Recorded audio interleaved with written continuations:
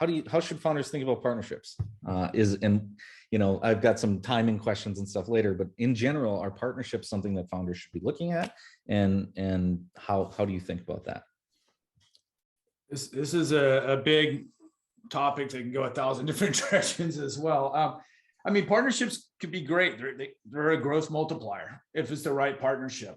When I think of partnerships, I don't know if there's an exact stage when you want to entertain partnerships. It's a lot around your business and your growth plan and product market fit. So for instance, if your early growth is in SMB and you want to get into enterprise and there's a right partner where you're expanding the value prop with both of your solutions together, where the customer is seeing more value as the two companies' solutions as one solution, then it may make sense to enter that partnership because they're going to help get you into that market. You're going to get a lot of learnings along the way that you can refine and update your playbook, or really kind of build your playbook before you scale and bring on an entire sales team focused in those markets.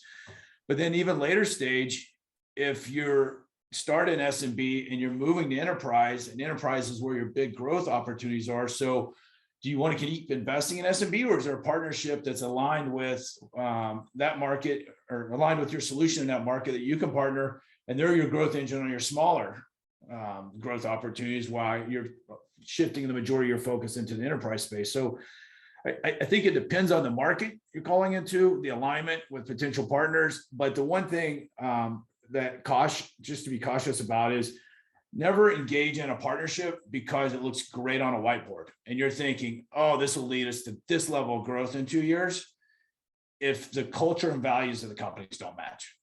Because you're going to find yourself 6 to 9 months into it, and you're going to forget that it looked really shiny on the whiteboard because it's been erased and you're just feeling the pain. But you have to make sure you also have the support systems to support your commitments in a partnership with your customers. So.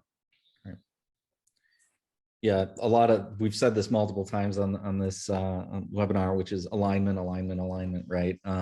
Something you think about a lot as a founder is, how do I get my partners? Are these partners aligned with me? Is my sales team aligned with me?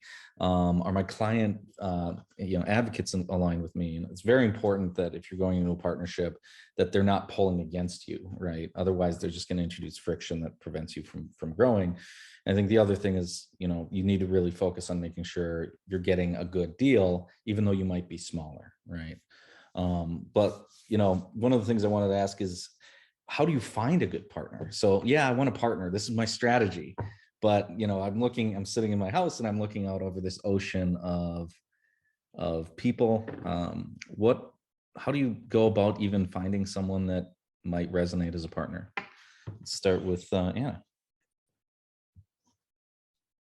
Yeah, that's such a great question. I think I find there's usually too much noise in this. Like, there's too many kind of potential people out there. Oh, I'd love to refer you business. I'd love to partner up with you.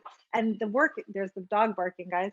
The work is actually in finding the ones that are actually going to be mutually beneficial and lead to a high likelihood of leading to revenue. So I think that when you've got a great product and you've got marketing that's working, the partners tend to come to you, and it's more about like sorting through the ones that are more just kind of talk, or not really the perfect fit, or there's not really a plan for how you guys can, be 1 + 1 = more than 2.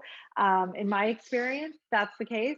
But I think too, it kind of depends. Are we talking, channel partnerships? Are we talking referral partnerships? There's different kinds too, and that goes to what are we selling, and like what are some of the ways we can do that outside of just direct sales. And it might be referral partners, it might be actually the channel, which I feel like we didn't talk a lot about the channel for a few years in SaaS, but like everybody's talking about it right now. And most of the high growth companies in our portfolio have a significant, they're really doubling down on channel and finding it's driving a lot of growth. So I think it just kind of depends on what are the right partnerships for what you're selling as well.